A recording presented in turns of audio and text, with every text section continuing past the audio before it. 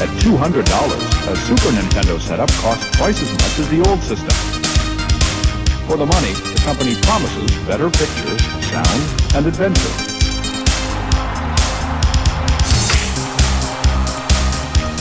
Now you're playing with power, superpower. You're the king, I tell you! The king! Only for Super NES. Only on Super NES.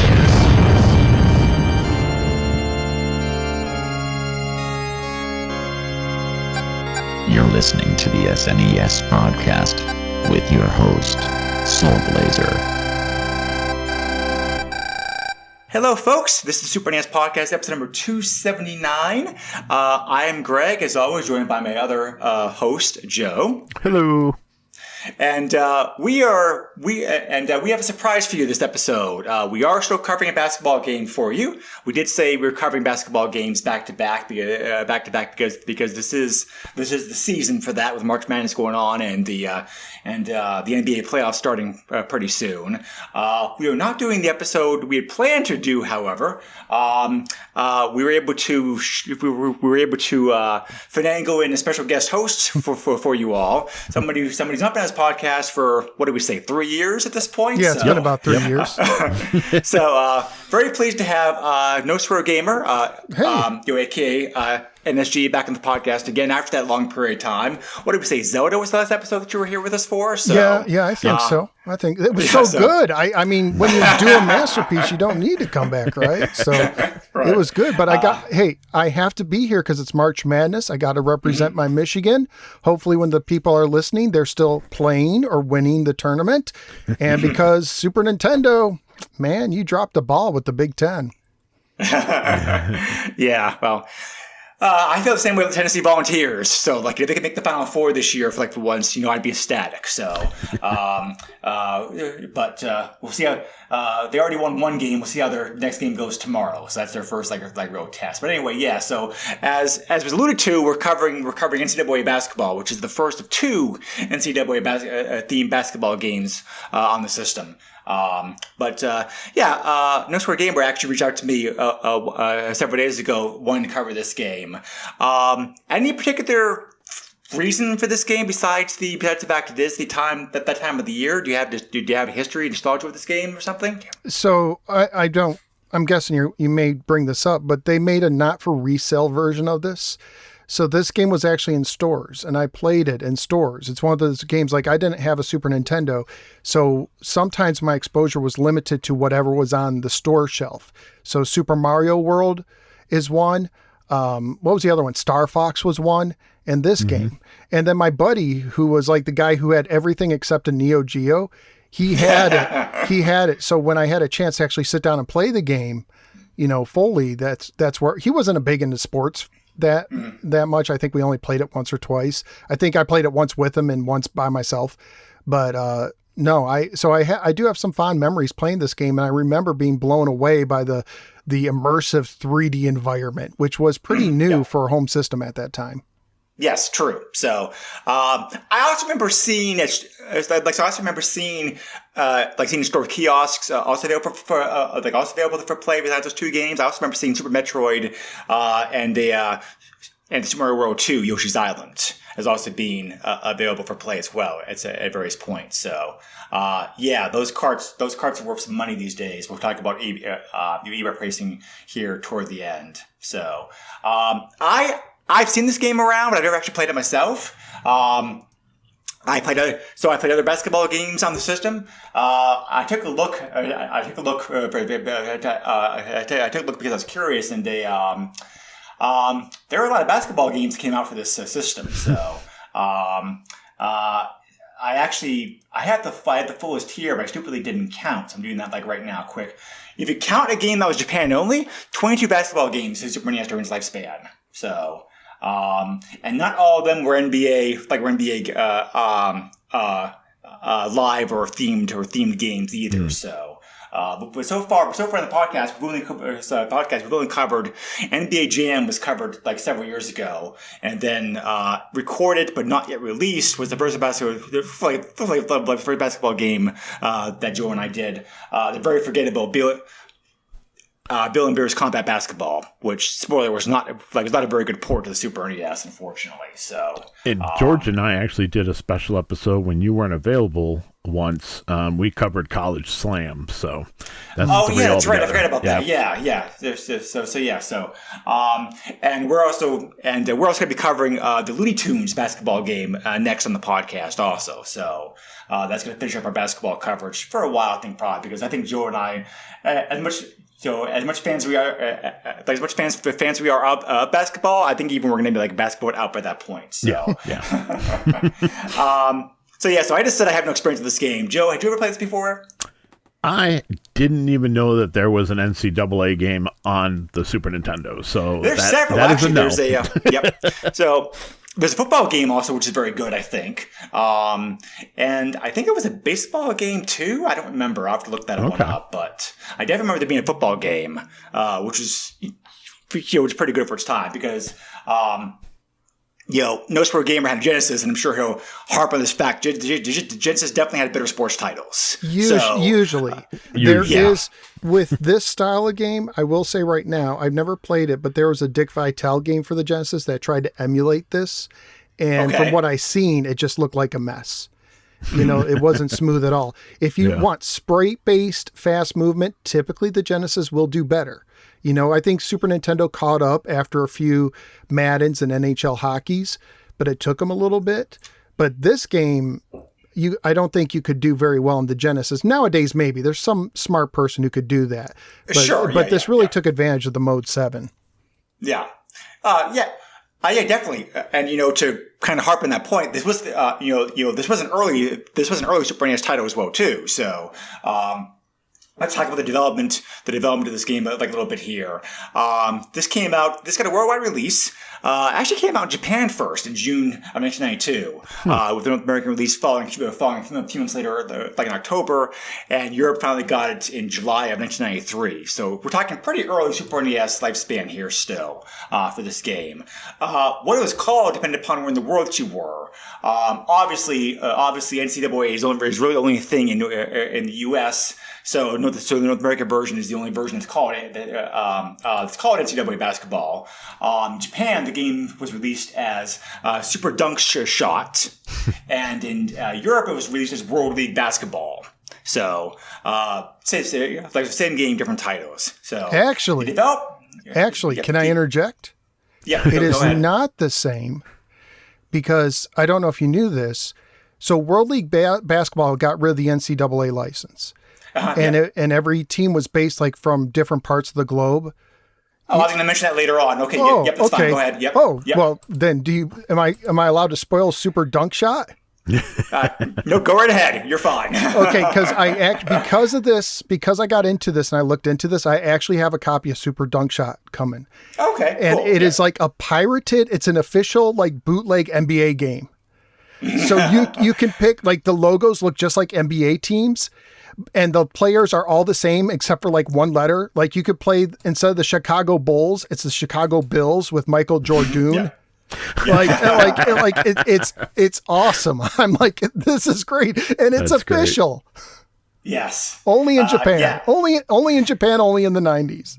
They did that with some other Japanese sports games as well too, like Blades of Steel. The Japanese version all uses all very close to American hockey teams names in their version of the game. So yeah, they like to do that. But and the European version of the game used fictional professional teams by looking around the world instead. So yes, the dressing is different. The gameplay is the same, however. Yeah, and I'm not sure, but the stats might be the same too. I think they are the same. Yes. So for sure. So this is developed mostly by Sculptured Software, who we were talking about before in this podcast, before in the past. Very heavy Super NES developer. Pretty good developers. They had help in making this game, however, by the very talented lads at HAL America. As a matter of fact, HAL Laboratory published this game in Japan because of partnership. And also speaking about partnerships, because of how close to HAL and Nintendo are, Nintendo got the right to publish this game in North America and Europe. So this is a Nintendo published game for most of the regions outside of Japan. Side note, I don't know if you guys looked at the cover, but the font they use really reminds me very much like Super Metroid. Yeah, I could see that. Which is also a Nintendo published game. So I just think Nintendo had their own fonts that they like to use. But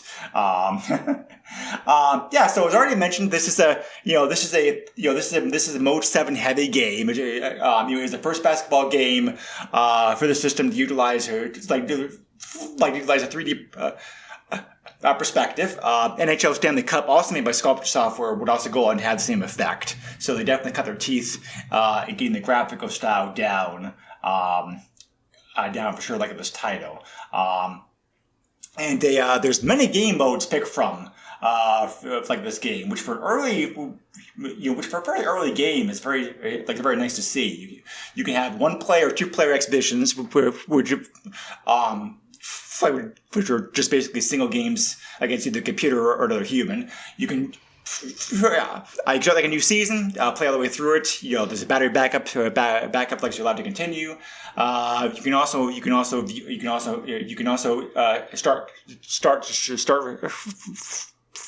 the tournament, or you're going to start from the beginning of the Final Four. So okay, pretty good options. Let me say something though. So first of all, I'm amazed. My copies is a cartridge. I played on a cartridge. My battery still saved. I was actually pushing through this game because I was worried the battery would not last, because it's been like 30 years or something like that. Yeah. And let me say, when you first start the game, you cannot play a tournament or the Final Four. Those only unlocked for me when I got to the tournament. Then I think you could play a tournament. And when I got to the Final Four, then you could play in the Final Four. Okay. Because the emulated copy I used already had like a save game on there, so I didn't know that. So thank you for calling that out. But it's interesting they'd hide that though. Because I don't even think the manual says that will happen. I don't think they mentioned that in the manual. Actual gameplay options itself are pretty bare bone. All you really can do is just pick how long you want the half to be. Either 20 minutes, 12 minutes, or 6 minutes, and also difficulty level. Easy, medium, or hard. Basically, the higher the difficulty level, the more the AI is in your face. The more like the greater chance that they'll get a difficult shot off. Things like that. So. Overall, I thought the difficulty was fairly balanced. I mean, I don't think this game's too difficult to beat at hard once you get good at it, but definitely starting off with easy and working way up to medium is the way to go, I think. So when I went into the tournament or the season mode right off the bat, and you cannot select the time or the difficulty in that. So I don't know what difficulty they use in the season mode. And probably hard. Yeah, probably. But let me tell you, if you find the right player, you can really breeze through this game. Yeah. And what I found was I played as North Carolina. They don't have my beloved Michigan. And I was like, who else would have been a good team? I was thinking Michael Jordan, North Carolina. I didn't want to be Duke. Everyone hates Duke. I picked them to win this year. So. And I don't know if you have this in your notes or not, but all the stats appear to be based on the 1990-91 season. Yes. Yeah. So there was a guy on my team named Davison. I think it's Davison or Davidson, one of those others. And he had a 70% 3-point shot.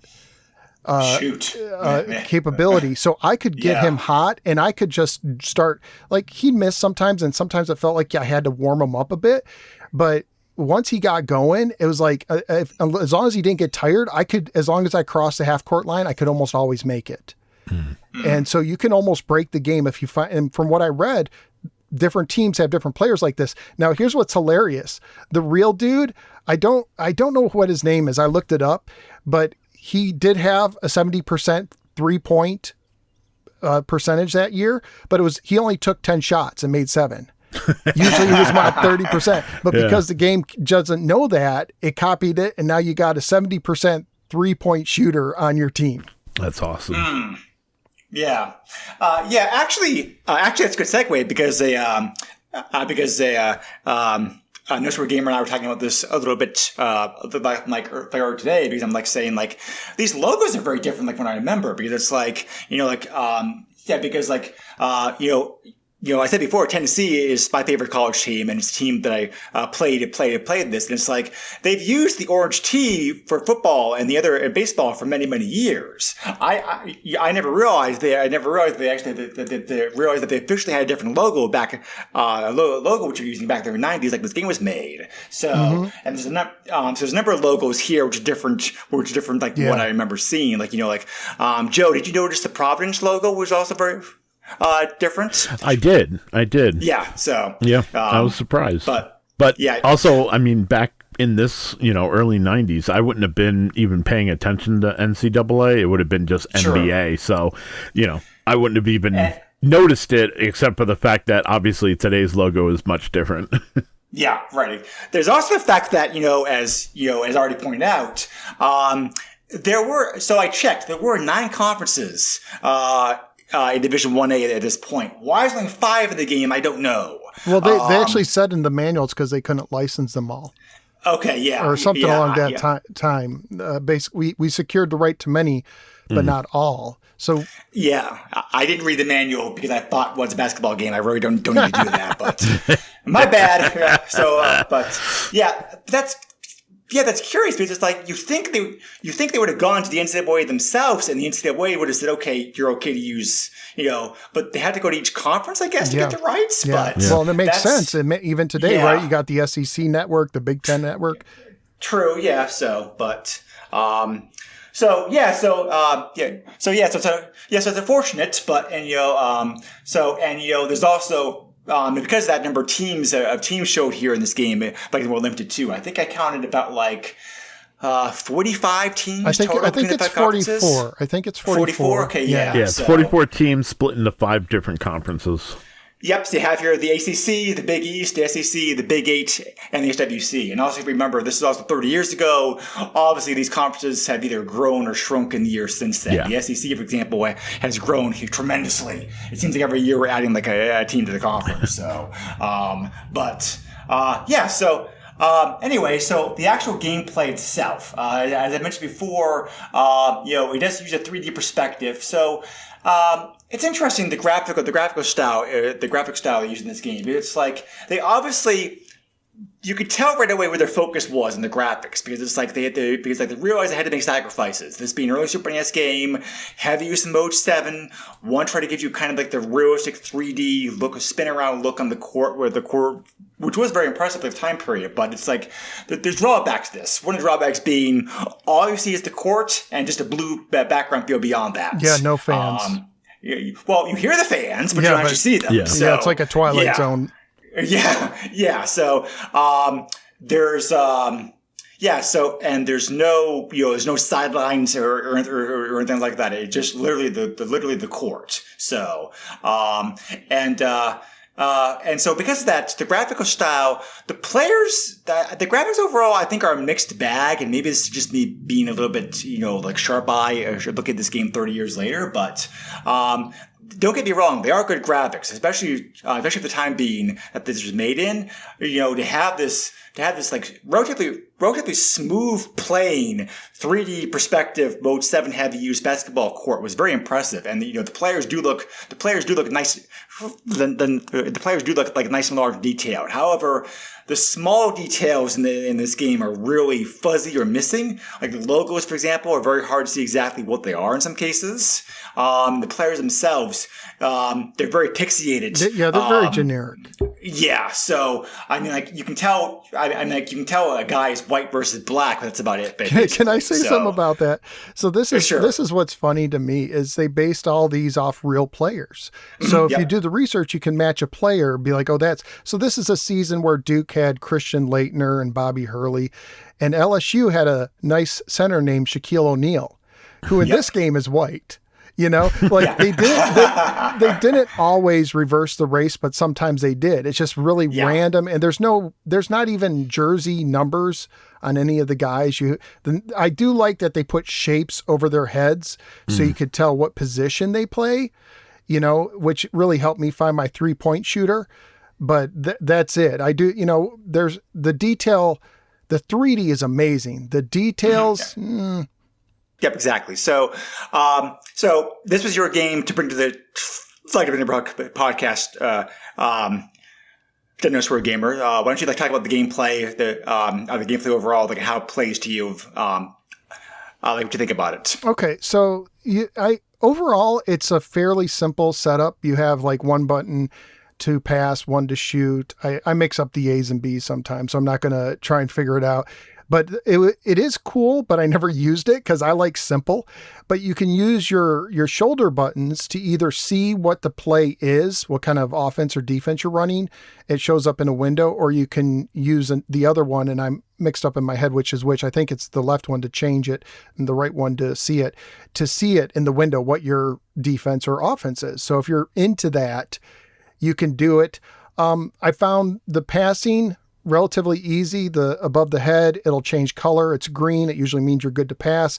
Yellow and red, threat levels. So you don't want to throw it when it's yellow, definitely not red. You'll probably get stolen. I found that stealing the ball, what I didn't like is there's no animation when you try to steal the ball. So it's hard to time, but I got good at stealing, even though there's no animation. You just hear a sound.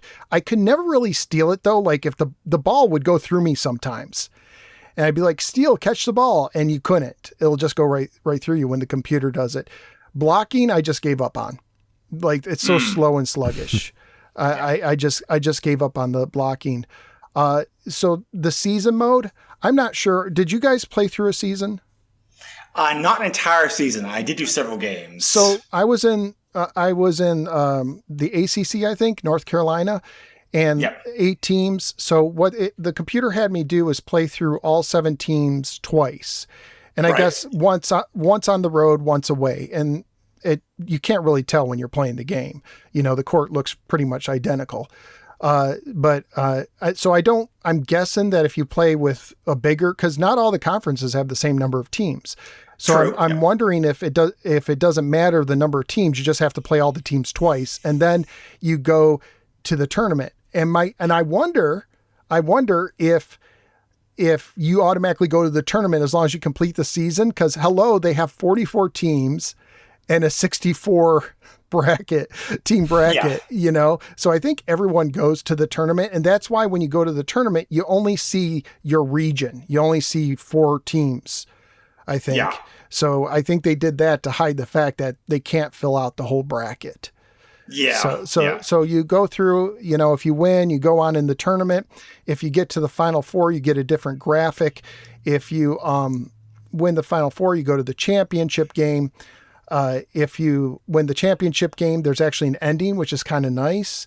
It goes over the history of basketball before it gets to you. It tells you about which the manual goes over the history as well, and then congratulates you and so that's cool. What else is one thing I found is if the computer is really close to like the half court line or the sidelines and you try to steal it, sometimes you can force him to go out of bounds or go do a backcourt violation. Yep. So that's a really good thing. The dunks. Oh, I forgot about the dunks. So if you dunk, you can use the D-pad and you can actually do, I think it's 5 dunks, one with each direction and one without, which is nice. Now it's hard to pull off the different dunks because usually you're going towards it. You're pressing up on your D-pad because you're always facing the basket that you're going to. The camera works really well, by the way. Yeah, it does. And I don't know if you notice this, when one team like rebounds the ball and goes the other way, that the basket you were at disappears. Yeah. Yes. Like they only have one basket on screen at a time. So I guess that's limitations, folks. But yeah, like I said, they really had to make sacrifices here as far as some of the flicks and the graphics to pull this off. So it's like, what can we do to like save power? Okay, like one hoop.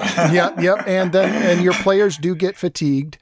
And you can call timeouts and replace them, which is because once they get fatigued, even your 70% 3-pointer will struggle. By the way, I think it was a Nintendo Power Super Challenge. Like they had these cards for various games, and they'd have various challenges on the back. Like, do you think you're good? Try this. And one of the I challenges. remember those. Yeah. Yep. And, Okay. and Yep. the top challenge for this game, I think, was to score 100 points. I can't remember if it was without taking a timeout or subbing. And I was able to do that. I did 100 cool. points with one player. I'm sorry, with one player. And I did that with my 3-point guy. So it was Cool. So you and I don't know if did you guys get thrown off the first time you saw that your player was hot? Because I was thinking NBA Jam, like, oh, they're on a streak. No, Right. they're actually wearing out. Yep. Yeah. Yeah, it's a bit confusing. Once you realize what's going on, it's not that bad. But it's like, but yeah, because especially if you think it does not mean the same thing that it does not mean the same thing here that it does like an NBA Jam for sure. So, Joe, how about you? How are your experiences to playing this? I actually really enjoyed this game. I did not think I was going to, but I agree with everything that No Swear Gamer said. This game actually controls a lot better than I expected it to. I did look at this in 1992 eyes, so I'm not that critical on the graphics like you were, but at the time this game's incredible, and to think that this is one of two games, sports games particularly, that work in mode 7. The other that Sculpted Software also made was NHL Stanley Cup, which I don't think you have covered. We, as a team, have not covered that yet, so we'll get to that at some point. Earlier. We haven't covered it yet. But so if you play both games or watch videos of both games, they are very similar. You can see where they're going. You can see where they recycle things. Yeah. So the fact, the biggest thing that hit me was you can hear the crowd, but there is no crowd. And that's what made me actually go look at NHL Stanley Cup, because in that game they have, it's granted it's like a, like a bitmap in the background, like it's very stationary, but there's still a crowd. You can still see a crowd there. So I don't know why they didn't do that here. Later game, like bigger cart size probably. I was gonna say, I'm thinking like the fact that they took 44 teams and put them in this game is probably part of that. Very impressive for 1992. Yeah. So things had to be done. I thought the options were very limited, which they are. By the way, yes. I don't pay too much attention to NCAA basketball still after 30 years. So is it still done in halves and not quarters? Yeah. And they call it periods, which threw me too. I wanted to say halves. But you mentioned the crowd sound. It's interesting. I didn't like the crowd sound so much, but I thought the rest of the sounds, because I was playing it so much, I didn't want my battery to die. The sounds, if you listen to the sounds, they're really good. Yeah, they are. They're very nice. As far as like the squeaking and the hitting the rim and all that stuff. Yeah. So I was going to wait until we got to that section, but I will say, the lack of music in this game is kind of disappointing. It is cool that they do it's have. Fine. It is what it is. Yeah. Like they have the school, anthems or whatever it is when you could score and whatever, but I just I thought something playing while you were playing the game would have been nice. That being said, that is one of the things I praised was not only the sound effects, which is fantastic, but also the voice samples are actually really good too, which I did not expect. They are. So the especially getting it from early Super NES games, so they had like good voices like that. Impressive. And again, like I said, I agreed with a lot of what No Swear Gamer said, but like the triangle when you're passing, being green, yellow, or red is brilliant. And this is coming off, obviously, we just played Bill Lambier's Crap Fest. So, like, this game was really refreshing, especially after recently playing that game. But, spoiler, I actually was playing Looney Tunes B-Ball before I played this game. So, to be able to play that game and then come to this game, which has rules and, it's actual basketball, it was still fun. And that was the big thing for me. It was like, I looked at this when you messaged me and said, hey, we're doing NCAA basketball. Can you record Saturday? I was just like, oh, really? Like NCAA, like, come on. Like, okay, I was like, this is going to be like NBA Live 95 or something like that. You know what I mean? Like, I just, no enthusiasm at all. But that night, I went and was like, well, let's give it its first shot. And booted it up and started playing it, and I played for 2 hours. So, you know, it brings you in. The gameplay is nice. And this was actually a treat. So, thank you. Because and let me just say, like, I had a similar experience, and I told you, you know, I'm using a real cartridge. I'm worried about my battery. Right. So I was like, I want to hit the championship, you know, and that's 14 games plus, what is it, 6 or whatever to get through the tournament. Right. Yeah. And I will say, I wish you could make the periods or the halves shorter in the season mode, because sometimes it's 12 real minutes. Right. Thankfully, the clock rarely stops. Oh, and I forgot to mention free throws. It was rare, but once in a while I did get fouled or fouled someone, and the free throw works good. There's an arrow and you hit it. But two things I want to touch on before I forget. One is the opening. The music in the opening is catchy. Yeah. I have one pet peeve. I'm a little bit of a musician, and when it starts, the ball is in sync with like the beat, but it slowly gets out of sync. And I'm like, man, I wish they would have just tweaked the song to make it a little faster or make the ball a little slower so it stayed in the beat, because it was such a cool thing for like the first 5 seconds and then gets out of beat. But did you guys look at the commercial for this game? I did not. No, I did not. I didn't know there was one. There's a commercial for this game, which is another reason why I knew of it, to look for it in stores or whatever. But I will say, Nintendo made some really good commercials during this time. They did, This one's terrible. it shows like a group of like high school or college age guys playing basketball in an empty gym. Fitting, right? And they say, we brought this game to them. What did they think? And so instead of showing them playing the game, it shows them playing a real game of basketball and then saying like, this is cool. Like, I'm like, why didn't it show them actually playing the game? Like, I'm like, all you do is you put two teens in a bedroom together, and as they're playing it, slowly, like a headband appears on one of them and a jersey on the other one, and all of a sudden the bedroom turns into an empty arena or whatever, like to show that how immersive the game is. So I thought this is one of the rare misfire commercials for Nintendo. Yeah. Can't be perfect all the time, unfortunately. But also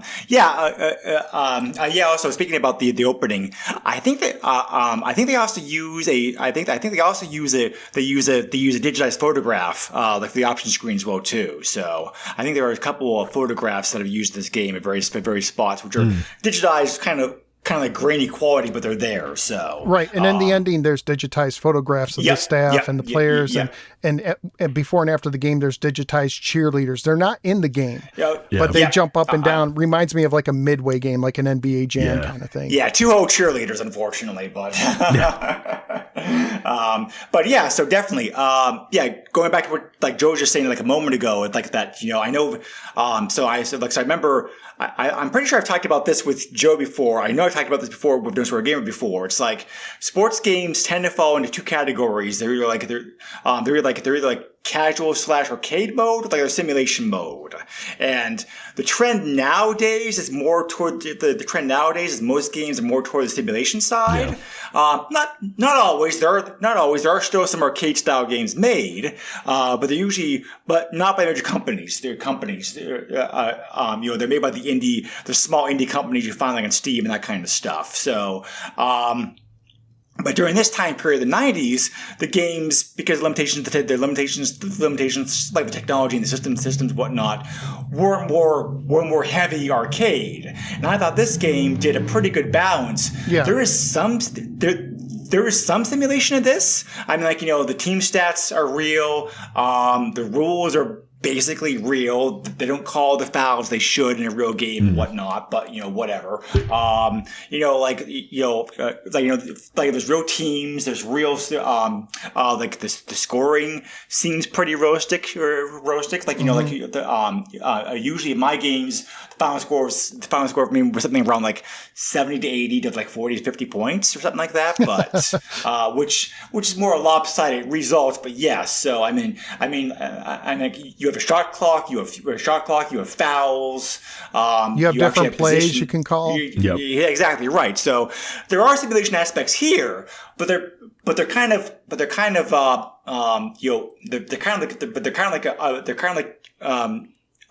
hidden. They're under the roof, as it was. So it doesn't. And because of that, as Joe said, this is a very easy game to pick up and play. Yeah. I think. Yeah. I mean, this is a game that a non-sports person can pick up and play and learn without too much hassle, which is something that you can't really do very well with, like in sports games these days, unfortunately. Yeah. So Yeah. I do think the heavy arcade action really complements the graphics very well, because it's like. If this is more of a simulation game, they could have gotten away with doing like a more like pulled back, wider overall perspective on things. But because this being an arcade game and focusing upon the motion graphics so much as they did, being zoomed in and right there, the camera so close into the players and whatnot really adds to the frantic, fast-paced arcade style that this game has. Did any of you notice, though? I mean, overall, like, I agree with everything, and I think this is just the growing pains. But sometimes the computer got dumb. Like there's times where the computer player had nothing but air between him and the net, and he passes it backwards. Yeah, And if you're having trouble with the game, take your point guard or whatever and try to make an arc around like the court, and sometimes a lane just magically opens up, and then you can go right in. Overall, I do agree with Joe. This was a very pleasant surprise. I wasn't really sure. I wasn't really sure what to make of this game coming into it, because I thought the game was going to be more sim than it was, but it actually was a very good, arcade style, easy to learn, pick up and play basketball game. It's probably one of the better basketball games I played. I mean, it's definitely better than it's definitely better. Joe and I definitely both agree it's better than the last game we played, but and Looney Tunes B-Ball is coming up next, which we'll talk about. Then. But it's like, but spoiler, that game is a very different style than this game is anyway. Yeah. So it's like, I think for what this is, it's a very good game. So, but anyway, this is a very Yes, that's a very good pick. So, I'm glad that you brought this game to our attention because I think this is a title that we probably wouldn't have gotten to for quite some time. Somebody had pushed in our faces. Yeah, very true. So, but and I'm also curious, to check out the. It's not really a sequel per se, but like I said, there is a later. NCAA game, NCAA themed basketball game, the final, which is called Final Four basketball. So not the road to the Final Four, because that's a very different basketball game. But all these games with similar names can get confusing sometimes. But so I'm curious to check that one out too at some point. At some point as well too, because both of those are NCAA basketball games like the Super NES. And I'm curious to try out the hockey game too, even though it wasn't as well received. Yeah, I saw reviews about that, and it's like, I don't know why that one did not do it as well. I think the problem partially with that is hockey is a different sport, True. You have to have a little bit more movement on there. And two, the NHL series, especially on the Sega Genesis, was red hot. Yeah. And so trying to compete with that, you're gonna be like, hockey could be so much better, because this basketball is a little bit slower, and so this mode fits better with a slightly slower game, and so instead of people skating against boards and stuff like that. Yeah, that's true, I guess, but because like I said before, I think overall Genesis, I did have the stronger sports library with a few exceptions, and I think you're right. I think that this game is an exception to that, because the Genesis then could not pull off these graphics, the graphics that we see here in full use on this game. This game would not have been possible without Mode 7. Yeah, but we had blast processing, so we got Sonic. So and just to show you, like I joke about the commercial, is Pat Riley Basketball looks so much more awesome in a commercial than this game. If you remember the Genesis Does commercials, because they put it in there and they show the close-up of the guy dunking the basketball, but this is much better than that. This is this. I mean, it's not. I wouldn't compare it with NBA Jam because it's two different styles. True. It depends what you want, but for what it is, this is a great game. This is a game where, especially, I know you're probably going to go over the price.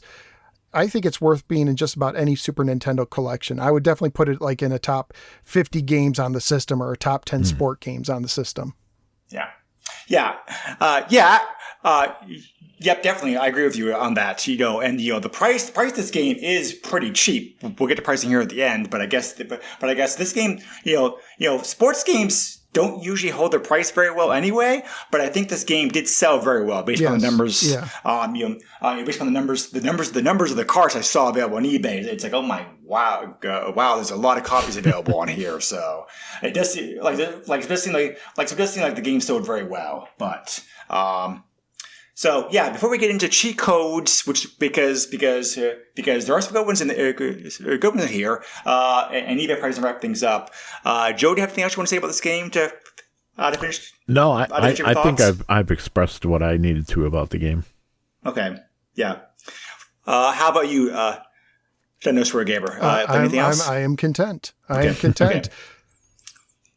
I do wish I had a chance to play this. I usually say this after the fact. Joe can testify to this. I do wish I had somebody live to play this against, like for a game. I'd be curious to see how this holds up. Holds up 2-player action.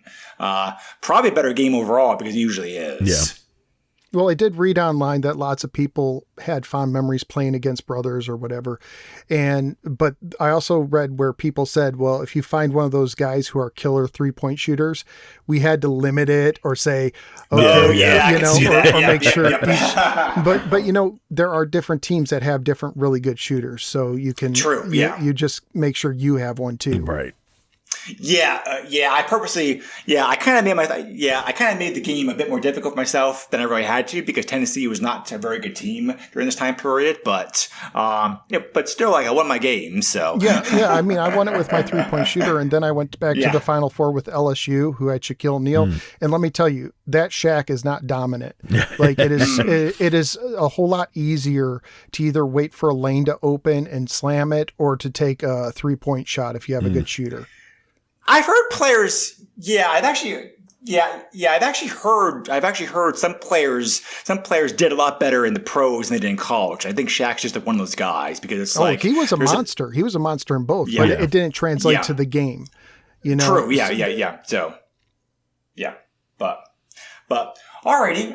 Cool. So as I mentioned before, there are some pretty cool cheat codes here you can use in this game if you want to. One of the codes actually gives you like 20-second halves. So this is the code to use. So this is the code to use like you want like really really quick games.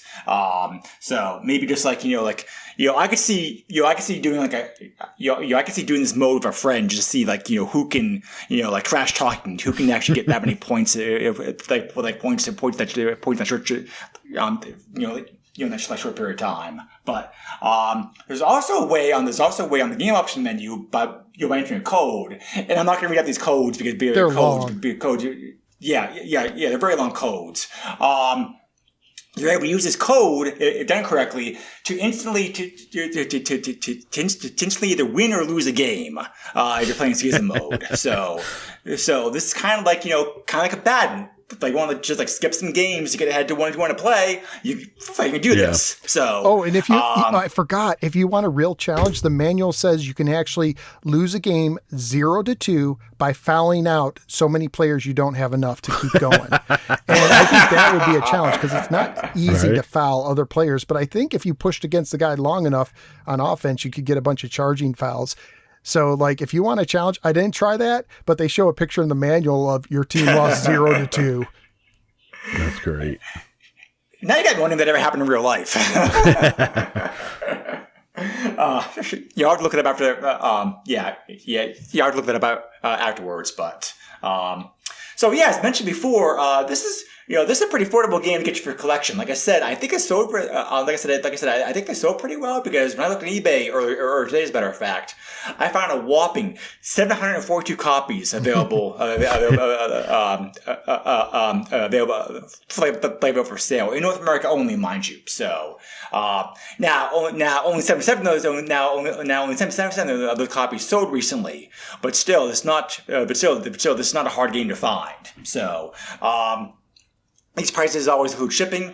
Card only, you can pick up a card only in this game for anywhere between like $5 to $17.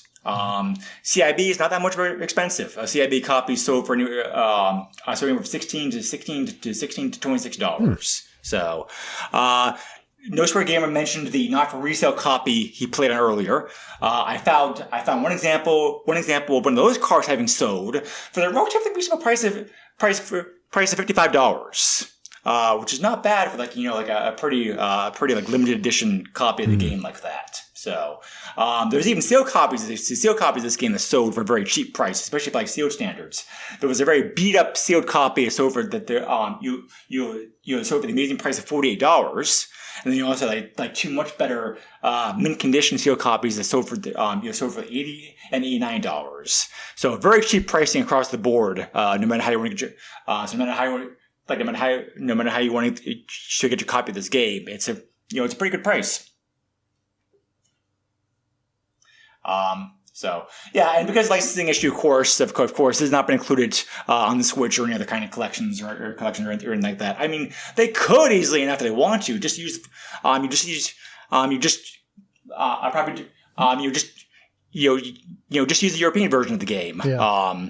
So, but they haven't for whatever reason. So, which I mean, when I think about it, I am a little bit surprised by. But they don't have the Switch. The Switch that had no emulation doesn't really have that many sports games. There are some, but they're very limited. There's definitely. I thought there'd be more sports games on there, but I guess even though. Like I said before, even though sports games have strong nostalgia feelings, a lot of the games just don't age very well. This game, I think, overall aged pretty well. I mean, so obviously there are better basketball. There are better basketball games out there now.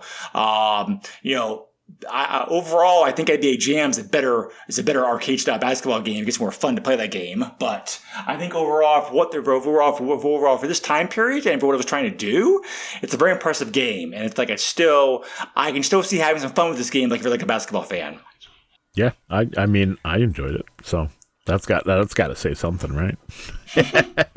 Yeah, that's for a game. I spent all the time on season mode, so yeah. I did a whole season in like 5 days or something crazy. Yeah.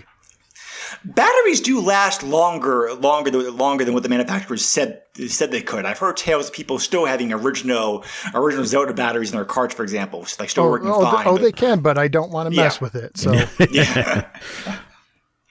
And you can replace those easily enough too. Like how to do that, right? I haven't, but I got a soldering iron, and I want to learn. So one day. You just have to buy special. You just have to buy one of the special screwdrivers that they sell online. Oh, I got that. Yeah, I got one of those. Yeah, so. And then just like it's a regular what is it, Joe? Just a regular clock battery, I think. Like all it takes. CR2032, I think. Yeah, it's like almost like a CMOS battery, like you would have in your BIOS for your computer. Yeah. So right. So obviously, don't do this until you're finished with your season. But replace the batteries in cards is pretty easy these days. So, but okay. So awesome. We will get this podcast out before the tourney ends. So I'm very glad No Square Gamer brought this game to our attention, not only because it was a fun game to play, but also because it actually, once again, somebody's smarter than me as far as thinking about the appropriate time to release games. Yeah. So gaming episodes. But anyway, so thank you very much for being on this podcast again. It's definitely been a pleasure, and we're talking about Mike. There's a few other games that you want to cover. So hopefully next appearance will be short of 3 years. Yep, we'll try that. So again, thank you very much for being here. Do you have any? So obviously, No Sport Gamer is a pretty big. Well, I think it's a pretty big presence online. Yeah. Do you want to talk about you want to you plug all your sites and stuff that you're working on these days? Sure. Well, if you're interested, I did do the Atari 7800 game by game podcast years ago. I'm done with that. I don't know how I pulled it off, but I did somehow. And that's probably on, podcast servers everywhere. I don't know. I also posted them on YouTube. That's where I primarily do it. So the only different thing since now and 3 years ago is I've expanded my YouTube to a degree to simplify things. So I still have the No Swear Gamer on YouTube where I cover retro game stuff. And if you're interested in Television Amico stuff, I talk about that too and other gaming related news from time to time. But I made different channels so that my main channel wasn't so cluttered. So I have NSG's Retro Toys and More, where I do toy reviews, Hot Wheel reviews. If they're like cool toys, Transformers, GoBots, Hot Wheels, old and new, I do that there. I have NSG's Gameplay and More, where it's just gameplay. It's no talking at all. And because I used to have all these, it just cluttered up my main channel. And then my latest baby, it's called Mega NSG. And that's my newest thing. And that's where I do more long form content. For instance, my first video, I went over all the revisions of the Revenge of Shinobi for the Sega Genesis and how to find the original revision, the one that had like Rambo in it and all the copyright people. So I went into detail, Spider-Man, Batman, all that stuff. And my latest one covers the Atari 7800 Super Game cartridges, what Atari meant when they said Super Game cartridge, and I measure that. And one of my favorite ones I did recently is where I defended ET for the Atari 2600. And I took a deep dive, did this really cause the gaming crash, which people blamed on ET. And I found some eye-opening information about what really caused the crash. So look for Mega NSG if you're interested in that. Yeah, I definitely could say...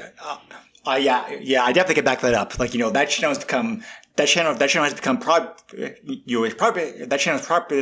probably become my most watched of your channels in the last several months because you have some very good videos on there. So like some excellent work that you got on there. So I'm glad you're doing that and just keep up the great stuff. Thank you. Joe, how about you? You want to plug anything? You know me. I got my normal stuff. I do this podcast, so keep listening to this podcast. And then I'm on X, JOESU X30, and very public Facebook that you shouldn't be looking at work or anywhere else because it's a family friendly podcast, and my Facebook is very unhinged. You do try to stream the games that you play, like some too. Yeah, but obviously not with this one because it was not obviously on this one because it was like short notice. Yeah, and my Twitch, man, why I'm drawing a blank on what my Twitch is right now, but it's been a while since I've done anything on Twitch. But that being said. The newest WWE game did drop a couple weeks ago, and I will be at some point getting that game, and then I'll be streaming stuff on there and then posting it to my YouTube, which just look up Joe Copel on YouTube, and you'll find me. Awesome. Yeah, so. Alrighty. As always, you can find the podcast either on Facebook, or you can also send me an email to the SNES Podcast yahoo.com if you have any questions, comments, feedback, suggestions, whatever. So next up, as promised, the delayed but still being done Looney Tunes basketball game, which will finish up our basketball coverage because 3 basketball games in a row is pretty much all Joe and I can handle, even like the sports. So, like I said before, there's 22 basketball games total in the system. So, this could take a while, but, anyway, so, we'll see you again next time with some more, next time, like some more basketball coverage. Thank you again very much, No Swear Gamer, for being here. Appreciate it very much. And, thank you always, Joe, for joining me, And, we'll see you again, and we'll catch everybody, later. Stay safe, be well, later all. See ya. Bye. Nintendo controls 80% of the video market. But no matter how you play the game, or which game you play, things definitely have come a long way since Pac-Man. Now you're playing with power. Paul.